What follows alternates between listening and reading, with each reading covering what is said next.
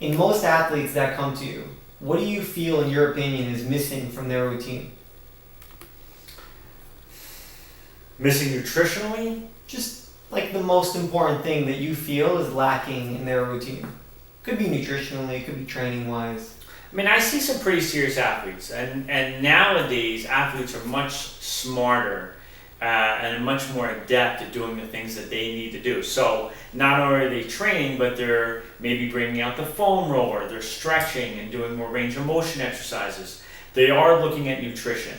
I think the biggest missing thing with an athlete today would be nutrition, because I think they tend to know their bodies, what stretches they like to do, what release work they might want to do. That's why they're coming to me in the first place.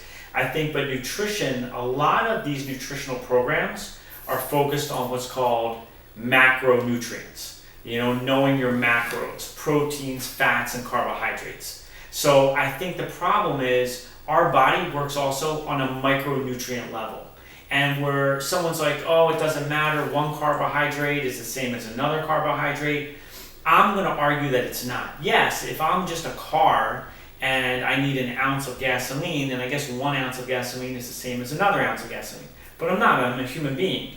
And I have tremendous needs. And those needs need to be met not just by quantity of proteins, carbohydrates, and fats, but also the specificity of these tiny micronutrients, minerals, vitamins, antioxidants. So I think if you can make sure that you stay within your macros, like I said, they're already into that, but really emphasize the importance of the micronutrient levels, I think that's the one thing that would enhance their health and wellness.